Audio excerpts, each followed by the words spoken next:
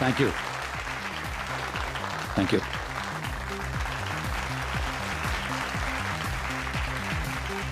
Thank you so much.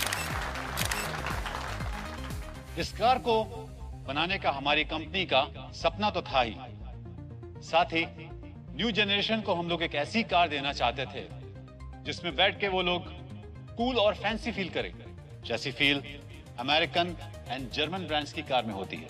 अब आपका ज्यादा वक्त ना लेते हुए let me introduce to you the most valuable gift to our nation. Ayaan, please come. Vicky, can I have the remote, please? Yeah. There you go. Future is all yours.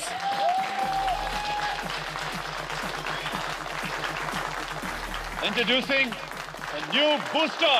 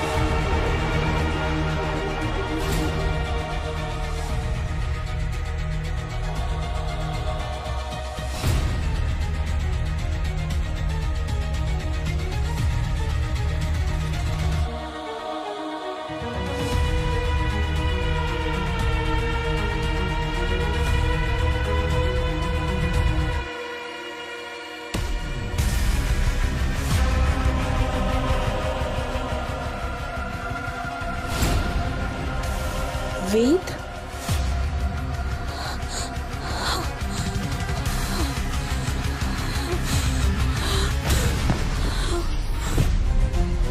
Devika, mom,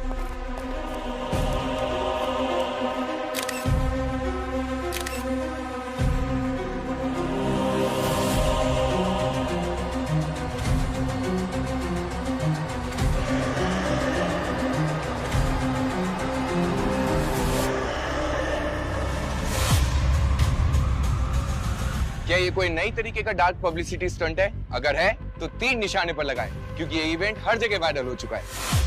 आमतौर पर car के साथ उसके features launch होते हैं, लेकिन booster के साथ के लिए कस्टमर्स की लंबी लाइन होनी चाहिए थी। आज वहीं पर आई हुई है सीआईडी की टीम।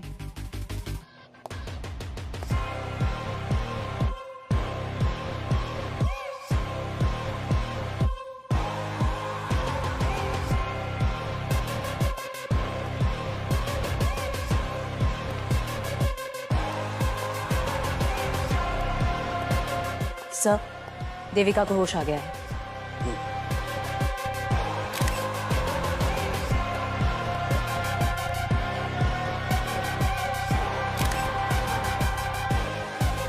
सर, जब हमने पहले बॉडी को देखा था तो एकदम चट्टान जैसे कड़क थी। अब देखिए सर, धीरे धीरे इसका रंग रूप बदलता जा रहा है। लगता है बॉडी फ्रोजन थी पंकज, जबरदस्ती कार में बिठाया गया है। 20 साल पहले वेद गायब हुए थे और आज अचानक से ऐसे यूं।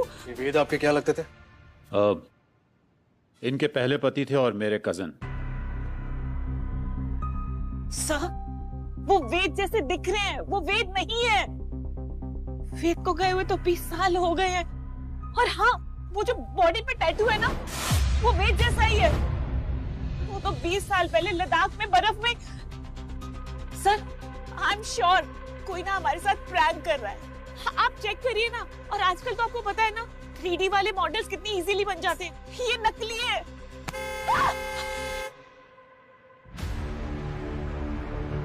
सर, बॉडी काफी तेजी से डिकम्पोज हो रही है। इसके पहले कि हमारे यहाँ सिर्फ हड्डियां ही बचे, बॉडी को फटाफट फॉरेंसिक लैब भेजने का इंतजाम करो।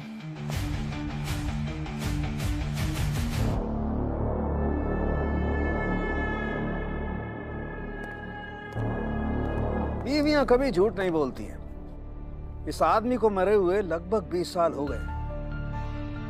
अरे सर, ये आदमी ऐसा कौन सा चूरन खाता था कि 20 साल तक इसकी बॉडी डिकम्पोज नहीं हुई है?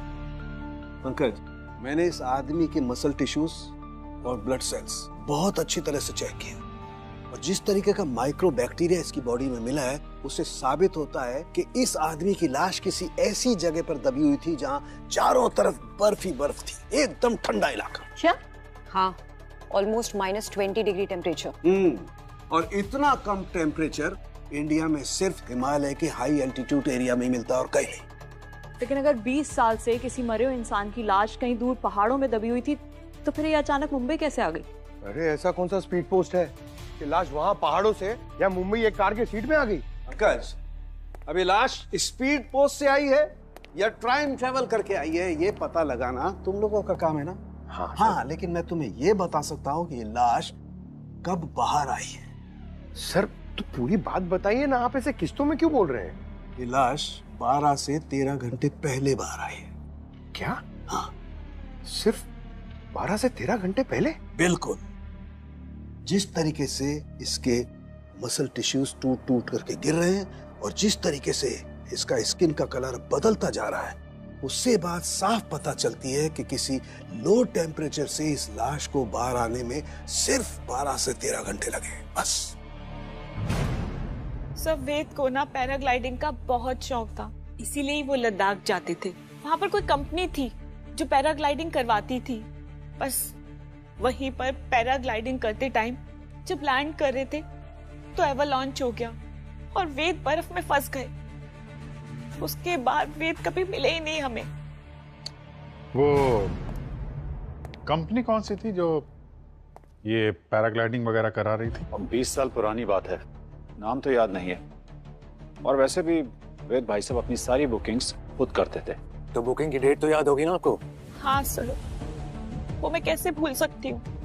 3 सितंबर 2004। तुम्हें फाइंड इट। क्या 2004 में? अब मैडम, इतनी पुरानी बात कौन ही याद रखेगा। पर हाँ, झूठ नहीं बोलूंगा कि कभी कभार बर्फीले तूफानों में ऐसे हादसे अक्सर हो ही जाया करते हैं। और ये पैराग्लाइडिंग का खेल तो है ही रिस्की, और सच कहूँ तो इसी एडवेंचर की वजह से लोग आते हैं इसको करने के लिए। पर हम अपनी सेफ्टी में कोई कसर नहीं छोड़ते हैं, पूरा ध्यान रखते हैं सेफ्टी का। तो मैं आपकी कंपनी के बारे में कहाँ कुछ बोल रही हूँ रवि जी। मैंने वेद की जो डिटेल्स दी है आपको, आप बस वो चेक करके बता दो कि वो 20 साल पहले आपके यहाँ आए थे कि नहीं। रिकॉर्ड्स तो होंगे ना आपके पास। आप मुझे थोड़ा वक्त दीजिए, मैं सब कुछ चेक करके आपको कॉल बैक करता हूँ। थोड़ा अर्जेंट है। जी मैडम। सर, ये पिछली रात का फुटेज है। यहाँ पोडियम पर गाड़ी खड़ी है और सर इस वक्त गाड़ी के अंदर कोई भी नहीं बैठा। फिर इस कार को कवर कर दिया जाता है।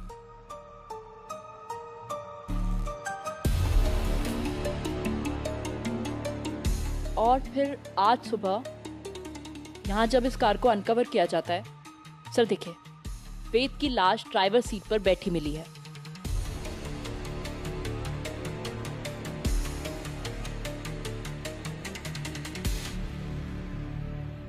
सर, सब कुछ तो हमारी आंखों के सामने है, फिर लाश गाड़ी में आई कहाँ से? अपने ये सीसीटीवी के साथ किसी ने छेड़खानी तो नहीं की? लगता तो नहीं है सर। हेलो जी मैडम। मैडम, मैंने चेक किया, वो वेद उस दिन आया था हमारे कैंप में। 3 सितंबर को ही आया था 2004 में, लेकिन वो उस दिन पैराग्लाइडिंग वाले टाइम वो तूफान में गुम हो गया था और उसको ढूंढने के लिए सर्च ऑपरेशन भी चला 2.5-3 हफ्ते तक, लेकिन वो बेचारा अब तक मिला ही नहीं है। पता नहीं कब मिलेगा। बेचारा मिल गया है आज ही। हाँ? मिल गया? कहाँ से मिला? मुंबई में। मुंबई में? So for now it's confirmed कि 20 साल पहले वेद लद्दाख के एक एवलांच में कहीं गायब हो गया। फिर 20 साल बाद वो यहाँ मुंबई के शोरूम में कैसे पहुंच गया, वो भी एक लाश बनकर? चलो लेट्स अज्यूम फॉर नाउ कि ये लाश हमसे कुछ कहना चाह रही है, लेकिन ये लाश खुद चलकर तो नहीं आई होगी ना यहाँ पर, किसी ने तो किया होगा। We need to find these answers. Sir, forensic ने कंफर्म किया है कि इस बॉडी को एक्सट्रीम कोल्ड टेम्परेचर से निकले हुए कुछ 12 से 13 घंटे हुए हैं। 12-13 घंटे में लाश बाय रोड लद्दाख से मुंबई पहुंच गई? Not possible. इस कार को खंगालो अच्छी तरीके से, एक एक कोना छान मारो इसका। बॉडी इस कार में मिली है, जवाब भी एक कार ही देगी।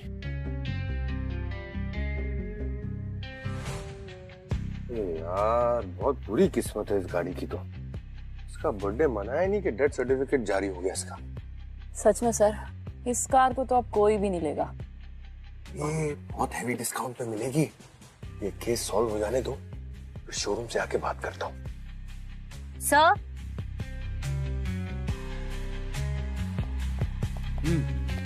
सर यहाँ से बहुत अजीब स्मेल आ रही है। हाँ सर, कोई केमिकल जैसी स्मेल है। कार तो एकदम ब्रांड न्यू है, तो किसी भी तरह का केमिकल का स्मेल तो नहीं आना चाहिए। हो सकता है बॉडी को डिक्की में रख के छुपाया हो।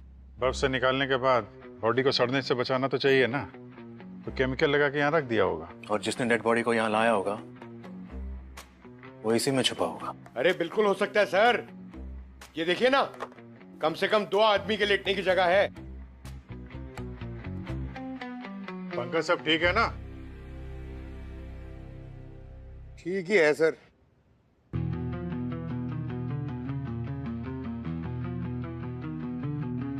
अब जरा इस डमी को वहां ड्राइविंग सीट तक लेकर जाओ।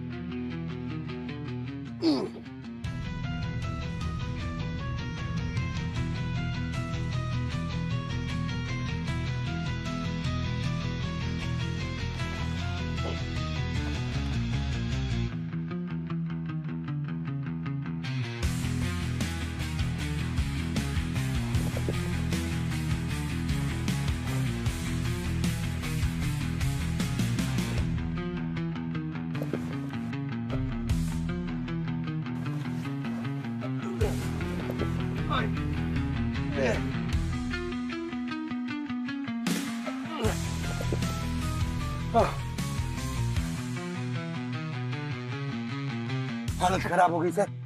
ये तो कोई तगड़ा आदमी कर सकता है सर, मेरी तरह। अगर इतना मुश्किल काम था तो जरूर सर ये किसी आदमी का है।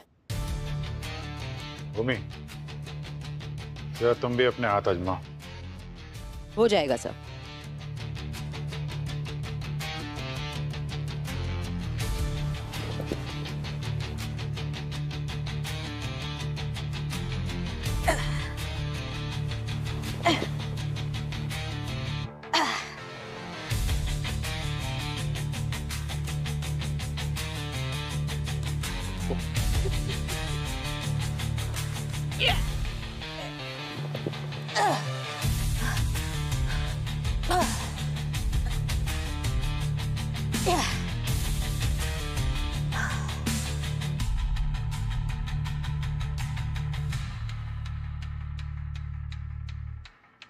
इतना भी मुश्किल नहीं था पंकज जी। वो एक्चुअली सर वहां सीट के पीछे मेरा पैर फंस गया था, वो ऐसे करने के चक्कर में। अच्छा, मतलब बॉडी को शिफ्ट करने वाला आदमी या औरत भी हो सकती है। और वो जो कोई भी है उसको यहाँ के सीसीटीवी कैमरे की पोजीशन के बारे में पता है, इसलिए बगैर कैमरे में आए इस काम को अंजाम दे दिया। तो मतलब कोई घर का ही मेंबर होगा। ठीक है, तो फिर उनकी शोक सभा में शामिल होके आते हैं हम लोग। ये कह रहे हैं कि वेद की शोक सभा रखो। भला एक ही आदमी की मौत का मातम मैं बार बार कैसे बना सकती हूँ। बहुत मुश्किल से ट्रॉमा को भूलकर बाहर आई थी और फिर वही सब करूं। और अयान कहाँ था तब? जब वेद लापता हुए तो अयान मेरे पेट में था। मैंने उसे कैसे पैदा किया है, कैसे पाला है ना, ये मैं ही जानती हूँ। और वही बच्चा मुझे गालियां दे रहा है। गाली नहीं दे रहा मैं, पर हाँ गुस्सा हूं, बहुत गुस्सा हूं। और क्यों ना हूं गुस्सा, जिनके पीछे अपनी पूरी लाइफ डैडी डैडी करके घूमता रहा, आज पता चल रहा है कि वो मेरे डैडी है ही नहीं। अरे बच्चा नहीं हूं मैं, पहले क्यों नहीं बताया कि मेरे डैडी कोई और थे? कैसे बताता उसे? आजकल के बच्चे एक दिन में तो डिप्रेशन में चले जाते हैं, और फिर देविका को भी संभालना था। सुसाइड करने की बात कर रही थी वो। वेद भाई साहब को तो मैं पहले ही खो चुका था। मैं नहीं चाहता था कि उनकी फैमिली को कुछ भी हो, और इसीलिए मैंने देविका से शादी की और अयान को अपना नाम दिया। क्या जरूरत थी अभिषेक को ये सब करने की, पर उसने ये सब किया। वरना वेद की बहन नैना हमें सड़क पर लाने का पूरा इंतजाम कर चुकी थी। नैना? क्या किया था नैना ने? पापा का पूरा बिजनेस मैंने संभाला था। उस वेद को तो दुनिया घूमने से फुर्सत नहीं थी। जब सारी मेहनत मेरी थी तो क्या हुआ, कंपनी से मैंने अपना स्टेक बढ़ाने की डिमांड कर ली। लोग इसे लालच बोलते हैं, लेकिन मैं इसे अपना हक बोलती हूँ। जिसे आप अपना हक कह रही हैं, देविका की नजरों में वो हड़पना है। इसे कैसे बोल सकती है वो? शर्म नहीं आई उसे ये कहते हुए?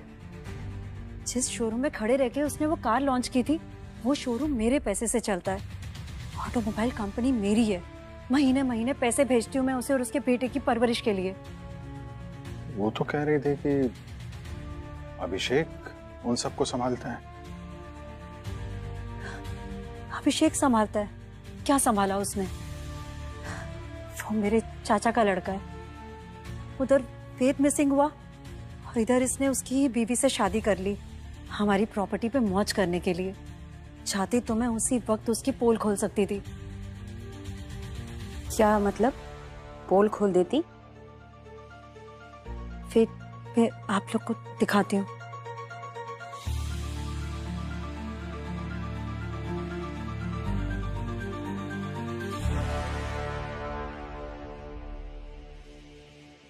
ये देखिए सर, देविका से शादी करने से पहले अभिषेक ने किसी श्वेता नाम की लड़की से भी कोर्ट में शादी की थी।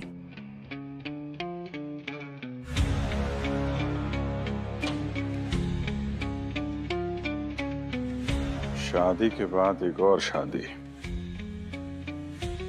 तो पता लगाओ ये श्वेता जी हैं कौन और कहाँ हैं।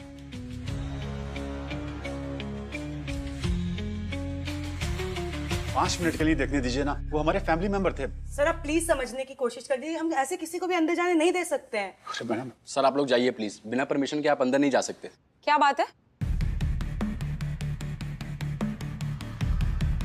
मैम, वेद मेरे हस्बैंड थे और आयान उन्हीं का बेटा है।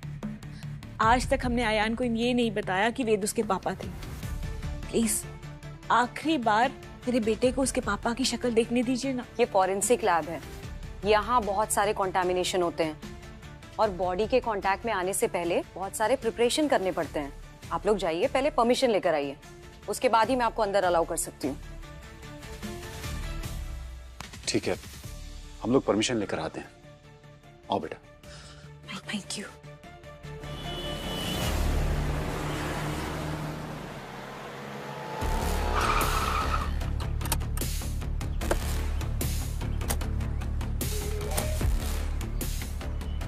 सिक्योरिटी। हाँ जी कहिए। ये जो सामने वाली बिल्डिंग रेनोवेशन पे गई है, सुना है कि उसके काफी सारे ओनर्स इस बिल्डिंग में शिफ्ट हुए हैं। हाँ, वहाँ से तो काफी सारे लोग यहाँ रह रहे हैं। तो उनमें से कोई श्वेता नाम की औरत भी रह रही है क्या? अब मैडम इतना बड़ा सोसाइटी है, इसमें तो 2500 श्वेता रहती होगी। वो तो ठीक है, लेकिन अच्छा जरा याद करके बताओ कि 40 साल के आसपास की कोई लेडी है क्या? हाँ, एक तो तीसरे मंजिले पे है जो श्वेता नाम की एक 40 लगभग है वो।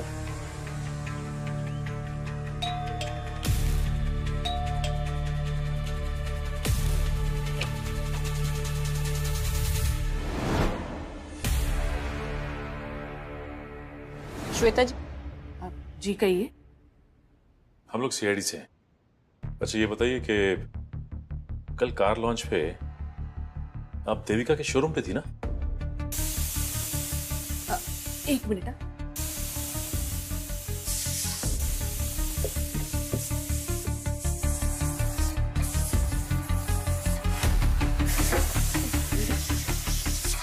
लगता है दाल गल गई।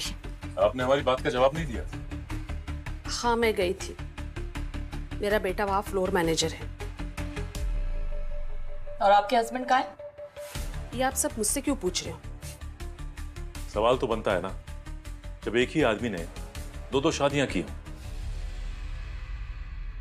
आपका मैरिज सर्टिफिकेट।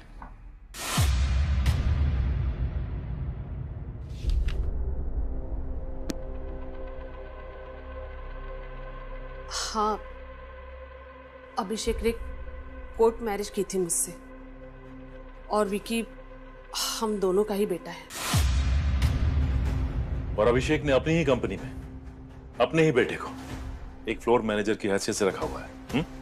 हाँ, मैंने अभिषेक को काफी बार कहा, लेकिन उसने कहा कि मालिक को भी सारा काम आना चाहिए। जब वो लायक हो जाएगा तब उसे उसका हक दे दिया जाएगा। आपको तो पता ही होगा उसने देविका से शादी की है।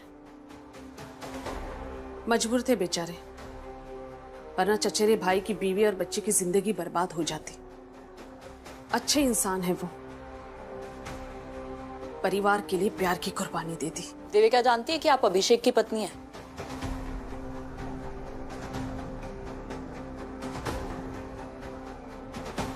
अच्छा ये विकी अभी कहाँ है? मुझे नहीं पता, कल से वो घर नहीं आया। मुझे थोड़ी ना वो बता कर जाता है। एनीवे, फिलहाल हम चलते हैं।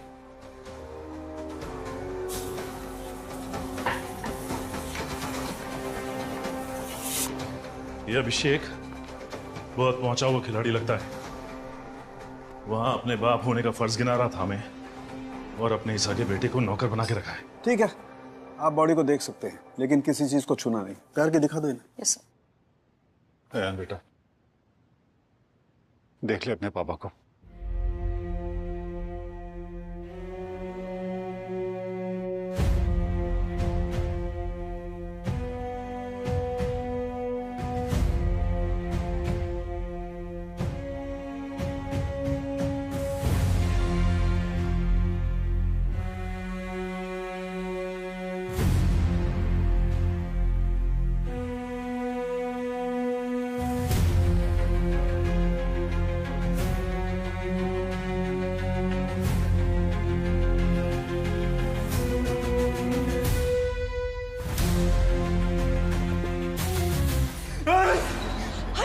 अयान बेटा, संभाल मैं आपको। हाथ हाथ कहाँ है? सर क्या हुआ? सर बॉडी के हाथ नहीं है। क्या मजाक कर रही हो? बॉडी के हाथ? माय गॉड,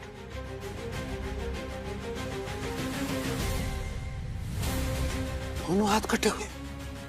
अरे गार्गी, इसके दोनों हाथ किसने काटे? फॉरेंसिक लैब से कौन चोरी करके ले गया हाथ?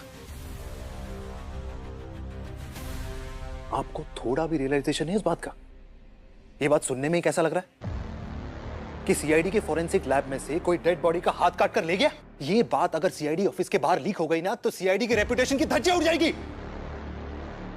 I am sorry sir. You sorry? Yes sir, I am really very sorry. मैं जानता हूं हमसे बहुत बड़ी गलती हुई है, लेकिन सर अगर हम इस गलती में एक अपॉर्चुनिटी तलाश कर ले तो। क्या मतलब? मतलब ये सर कि अगर हम ये पता लगा लें कि ये कटे हुए हाथ दरअसल किसके काम आ सकते हैं, तो सर शायद हम इस केस को और ज्यादा जल्दी से सॉल्व कर सकते हैं। I think is right. अब चोरी हो ही गई है तो हमें इसका फायदा उठाना चाहिए। Yes sir. Super, mind blowing. नहीं, गुड गोइंग। Very good. कल स्टाफ के अलावा फॉरेंसिक लैब में और कौन कौन आया था? कोई भी नहीं सर। मैं तो आईडी कार्ड और रजिस्टर में एंट्री के बिना किसी को यहाँ पे झांकने तक नहीं देती। बड़ी बड़ी बातें मत कीजिए, कोई तो आया था यहाँ पे। रजिस्टर दिखाओ। जी sir. Shield and shine company, ये दो लोग कौन है? सर ये तो सैनिटाइजेशन वाले हैं, ये रेगुलर आते रहते हैं यहाँ पे। हाँ सर, वो 2 हफ्ते में एक बार विजिट करते हैं। फॉरेंसिक लैब है तो सैनिटाइजेशन की जरूरत पड़ती रहती है, उनसे टाई अप है सर हमारा। शील्ड एंड शाइन कंपनी, पता लगाओ किन दो लोगों को भेजा था उन लोगों ने यहाँ पे।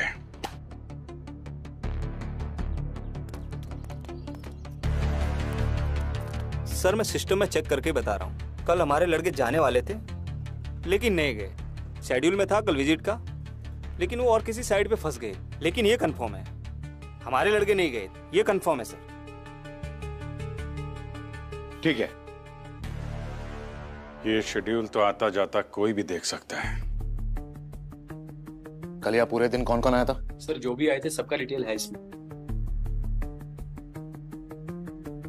ये अभिषेक, देविका, अयान, ये तीनों क्या कर रहे हैं आज यहाँ? सर डेड बॉडी देखने आए थे।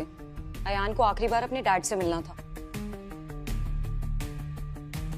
सर वो लोग तो कल भी आए थे और बिना परमिशन के मैंने उन्हें जाने नहीं दिया सर। कल भी आए थे वो लोग यहाँ पे?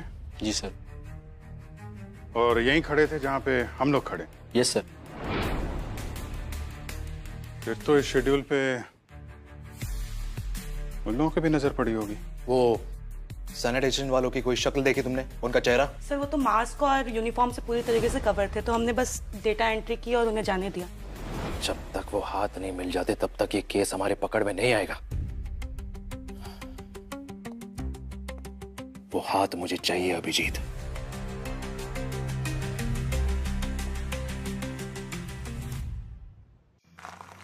हाँ सर ये तो है, लेकिन ये 3 से 5 का समय ना बड़ा अजीब सा होता है। हाँ, हम लोग सोते हैं, क्रिमिनल जग जाते हैं।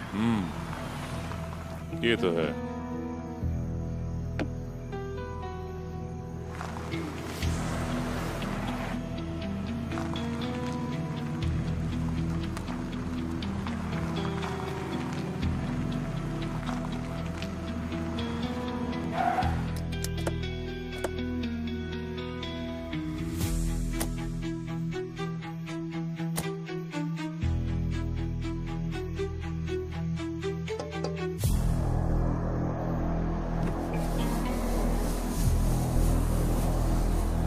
Hello.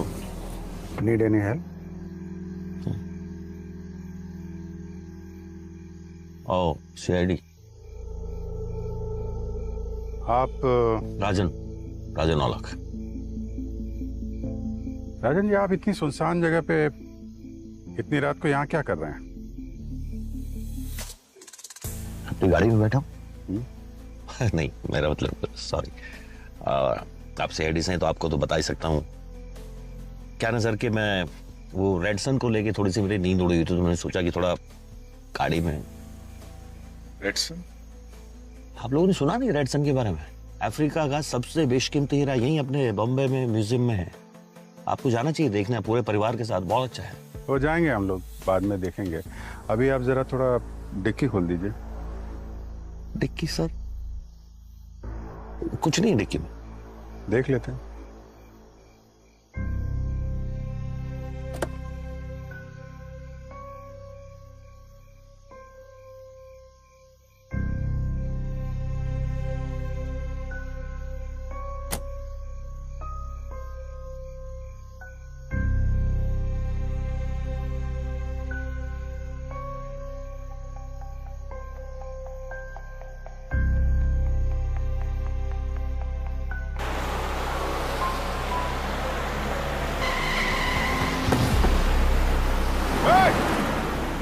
रुक।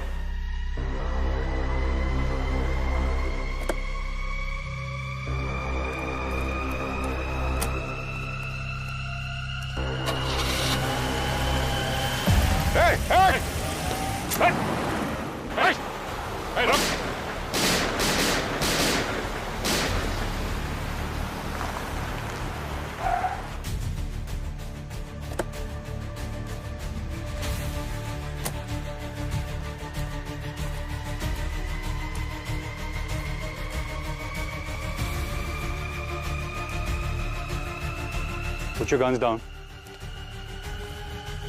Easy, easy. हम लोग सीआईडी से हैं।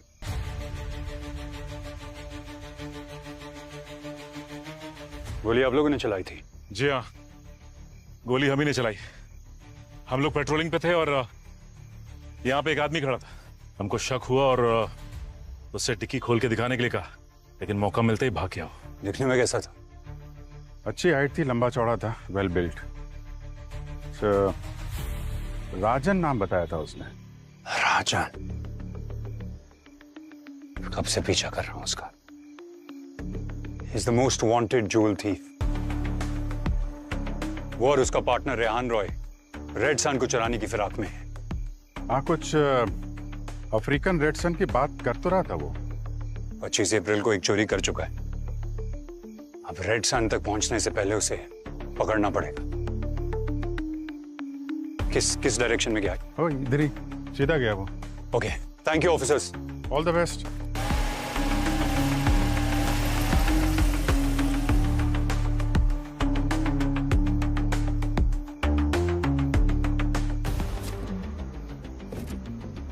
ओह माय गॉड, हाथ?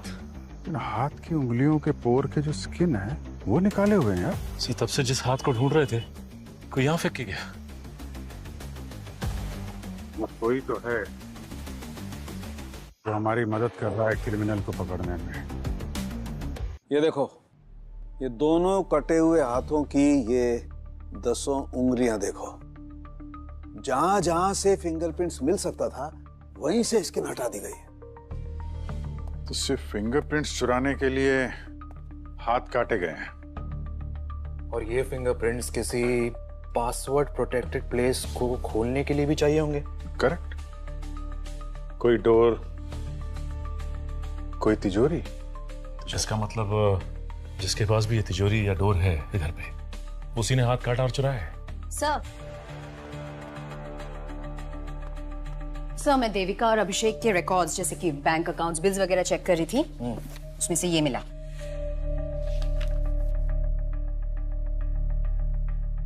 व्हाट? 1.5 लाख बिजली का बिल? मैंने हिस्ट्री चेक की, पिछले कई सालों से इनके इलेक्ट्रिसिटी बिल्स इसी अमाउंट के आसपास के हैं। हर महीने लाख रुपए से ज्यादा का बिल है।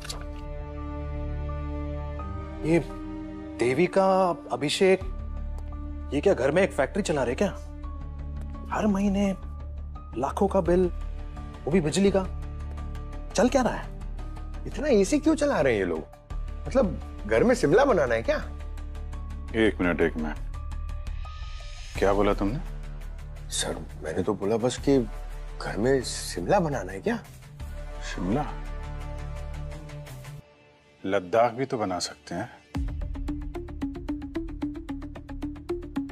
पंकज, तुम लद्दाख के लिए निकलो तुरंत। जिस कैंपिंग कंपनी के लिए वेद ने पैराग्लाइडिंग की थी उसकी सारी डिटेल्स निकालो, सारे प्रूफ चाहिए मुझे। Okay, come on. अभिजीत, कल रेड मारने की तैयारी कीजिए। अच्छा। अभी एक कटे हुए हाथ ही हमें उनके गले तक पहुंचाएंगे।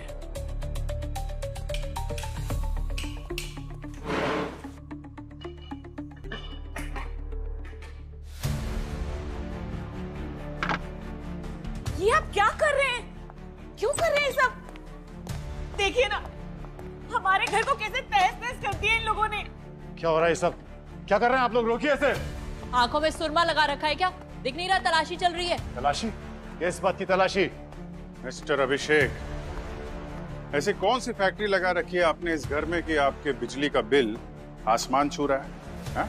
वो भी पिछले 20 सालों से। लाखों रुपए का बिल आ रहा है आपका। कर क्या रहे हैं यहाँ पे? लाखों रुपए का बिल आ रहा है तो उसमें क्या हो गया?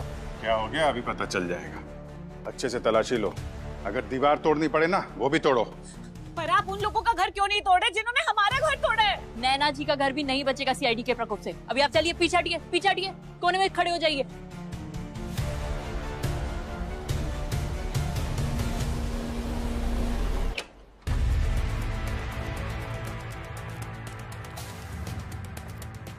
ये रहा सर्च वारंट, नैना जी, ध्यान से पढ़िए इसे। फिर बाद में मत कहिएगा कि सीआईडी ने मेरा घर उलट पुलट कर दिया। घर का कोना कोना छान मारो, कोई जगह छूटनी नहीं चाहिए। लेकिन आप लोग यहाँ क्या ढूंढने आए हैं? ये भी पता चल जाएगा आपको। सब्र रखिए।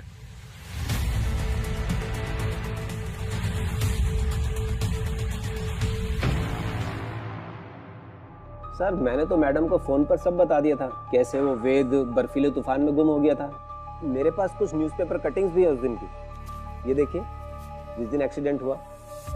ये सब ठीक है। आप लोग यहाँ पे ग्रुप की फोटोज लेते हैं ना कैंप में? हाँ सर लेते। तो वेद की 3 सितंबर 2004 की ग्रुप फोटो दिखाइए। सर अब इतना पुराना 20 साल पुराना कहाँ से मिलेगा सर? है सर, पुराने एल्बम में मिल जाएगी। चुप कर, मुझे कुछ पता भी है सर, इसे कुछ नहीं पता। 1 मिनट, फोटो लेके आओ। जी सर। ये रही सर।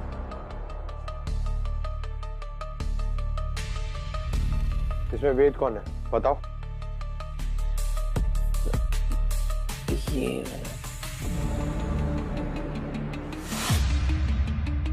बेवकूफ बना रहा है। वेद कैसे दिखता है मैं जानता हूं। सही सही बता क्या चक्कर है, वरना तुझे यहीं पर ठोकूंगा। नहीं सर, मैं सब सच बताता हूँ।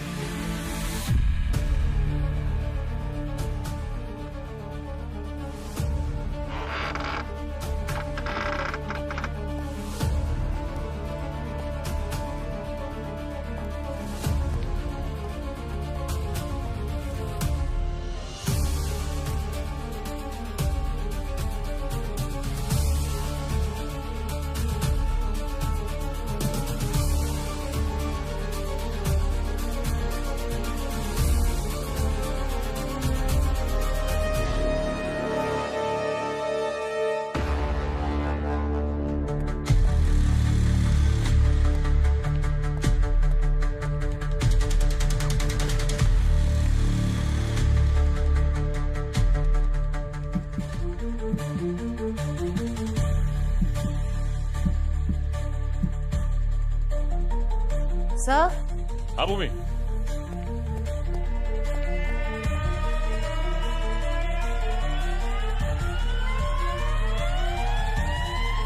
डेफिनेटली यहाँ कुछ है।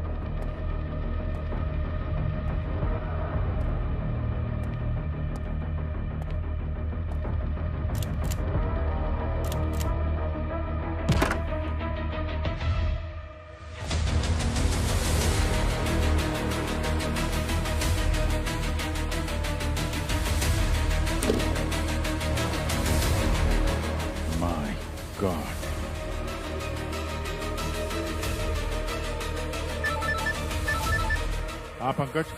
सर यहाँ वेद की सारी एंट्रीज फर्जी हैं। यहाँ पर वो कभी पैराग्लाइडिंग करने आया ही नहीं था। आता भी कैसे? 20 साल से तो ये यहाँ फ्रीजर में जो पड़ा हुआ है, देविका के बेसमेंट में।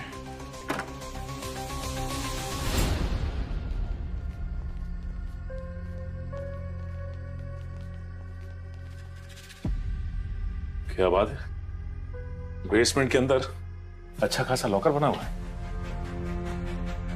नैना जी, आप इस डिजिटल लॉकर का पासवर्ड देंगी या फिर इसके लिए भी हमें ही काम करना पड़ेगा?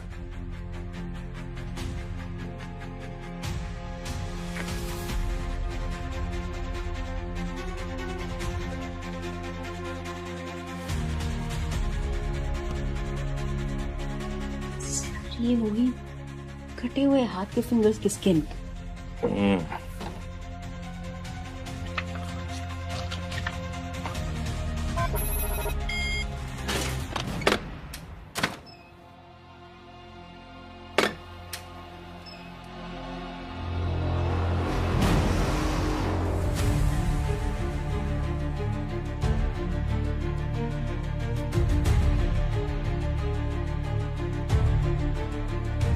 इतना सारा सोना?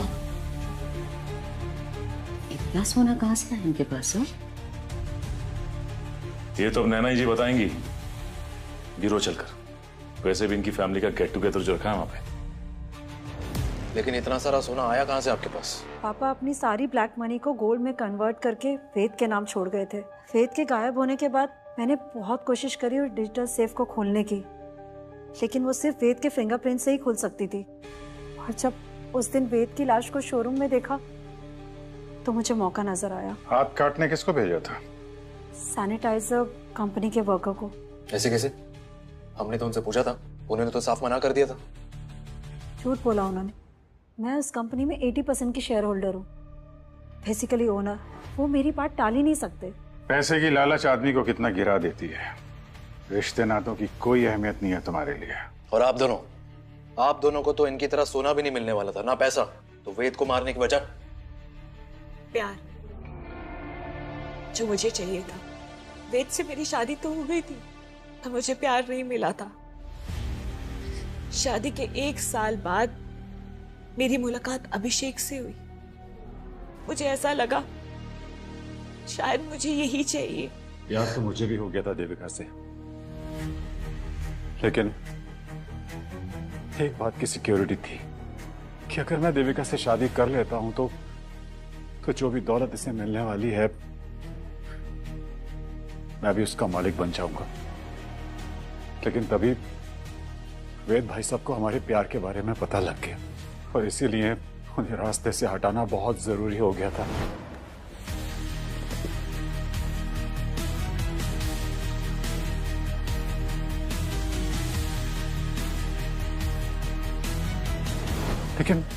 लेकिन उन्हें मारने के बाद हमें पता लगा कि एक पुश्तैनी तिजोरी है और उसे पाने के लिए हमें वेद भाई साहब की लाश को संभाल के रखना पड़ेगा, क्योंकि उनकी लाश ही उस तिजोरी की चाबी है। बहुत लंबा इंतजार किया आप लोगों ने, 20 साल। फिर तुम लोगों को एक कहानी की जरूरत थी कि वेद पैराग्लाइडिंग करते हुए मारा गया, है ना? हाँ। लद्दाख की उस कैंपिंग कंपनी के मालिक को मैंने 10 लाख रुपए पे किए ताकि वो झूठी खबर फैला सके। हाँ, इतने सालों तक हमने उस लाश को छुपा के रखा, पर पता नहीं उस दिन शोरूम में वो लाश कैसे आ गई। उसे अयान लेकर आया था।